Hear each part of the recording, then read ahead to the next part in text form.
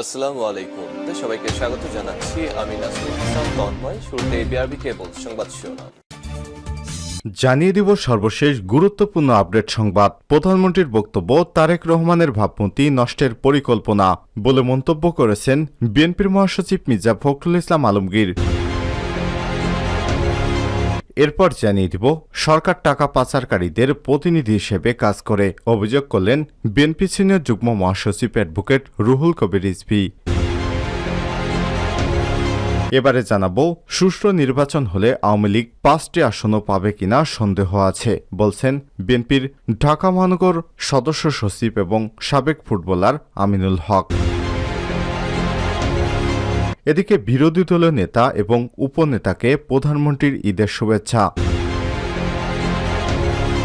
জানাবো এবারের বাজেটে শেখ হাসিনা রক্ষণশীল পরিচয় দিয়েছেন বললেন আওয়ামী লীগের যুগ্ম সাধারণ সম্পাদক আফম বাহাউদ্দিন নাসিম।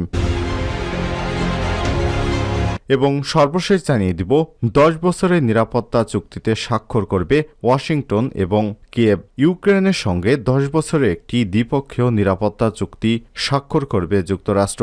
ইতালিতে অনুষ্ঠিত হওয়া G7 সম্মেলনে এই চুক্তিতে স্বাক্ষর করবে কিয়েভ এবং ওয়াশিংটন। এছাড়া কিভাবে ইউক্রেনকে আরও সহায়তা করা যায় সে বিষয়ে সম্মেলন সাইডলাইনে কথা বলছে পশ্চিমা নেতারা। খবর দ্য গার্ডিয়ানের প্রতিবেদনে ব্রিটিশ গণমাধ্যমটি জানায় 2022 সালে রুশ আগ্রাসন শুরুর পর থেকে 15টি দেশে দ্বিপক্ষীয় চুক্তি করেছে ইউক্রেন, যার মধ্যে রয়েছে যুক্তরাজ্য, ফ্রান্স, জার্মানি, ইতালি।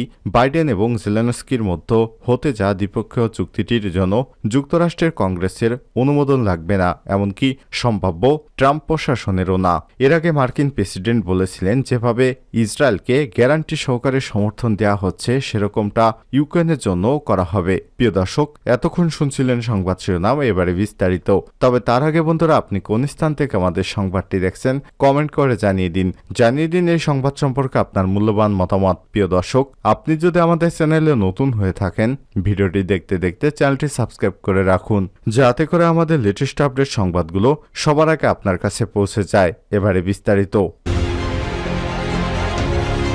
প্রধানমন্ত্রীর বক্তব্য, তারেক রহমানের ভাবমূর্তি নষ্টের পরিকল্পনা।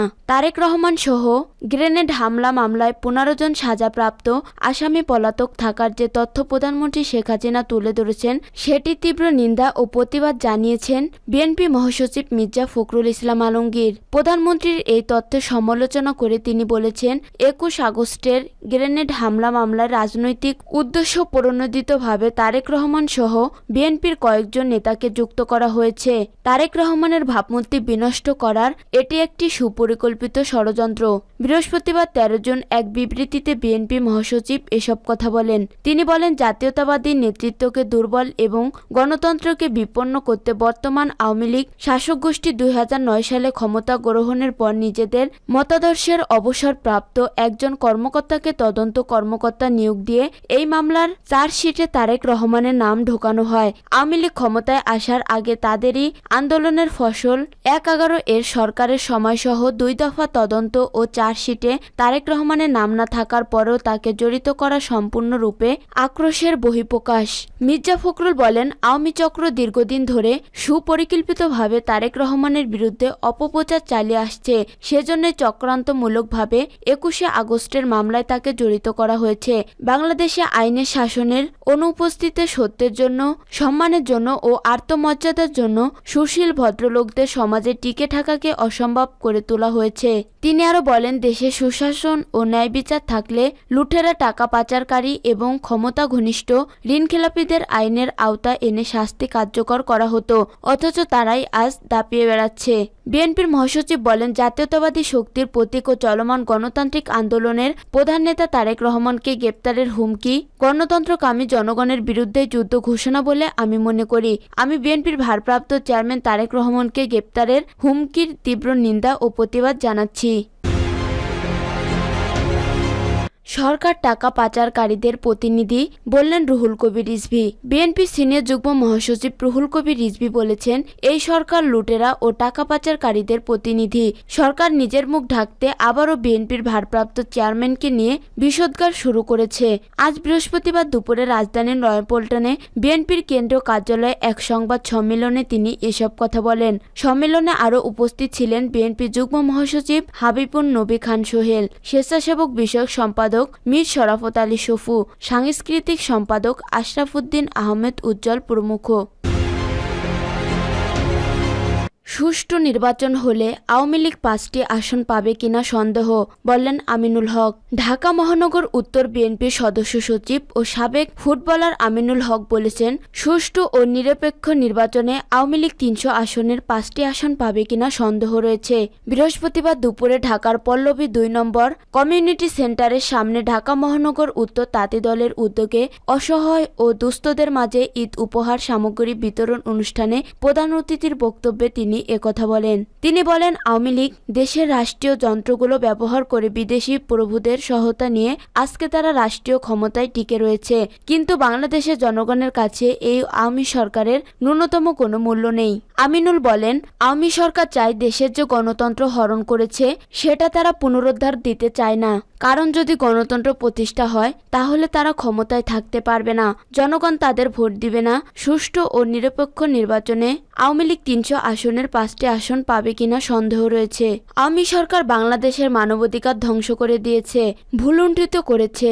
তিনি বলেন, আজ সাংবাদিকরা কথা বলতে পারে না, মানুষের বাক স্বাধীনতা নেই, সমাজে কেউ সত্য কথা বলতে পারে না, সত্য কথা বললেই তার নামে মামলা হয়ে যায়, চলে অত্যাচার ও নির্যাতনের স্টিম রোলার। অনুষ্ঠানে আরো বক্তব্য দেন চাঁদপুর জেলা তাঁতি দলের যুগ্ম আহ্বায়ক আরিফ ইকবাল লিটু তালুকদার, ঢাকা মহানগর উত্তর মহিলা দলের সিনিয়র যুগ্ম আহ্বায়ক লাইলি বেগম, পল্লবী থানার বিএনপির ভারপ্রাপ্ত আহ্বায়ক কামাল হোসেন খান, সিনিয়র যুগ্ম আহ্বায়ক আশরাফ আলী গাজী, রূপনগর থানা 7 নম্বর ওয়ার্ড বিএনপির সভাপতি শফিকুর রহমান মামুন, পল্লবী 2 ওয়ার্ড বিএনপি সাধারণ সম্পাদক মোহাম্মদ মামুন সহ বিএনপি ও তাঁতি দল, ঢাকা মহানগর উত্তর দলের বিভিন্ন থানার দায়িত্বশীল নেতারা।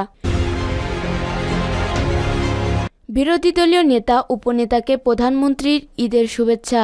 জাতীয় সংসদের বিরোধী দলীয় নেতা জি.এম. কাদের এবং বিরোধী দলীয় উপনেতা ব্যারিস্টার আনিসুল ইসলাম মাহমুদকে ঈদুল আজহার শুভেচ্ছা জানিয়েছেন প্রধানমন্ত্রী শেখ হাসিনা।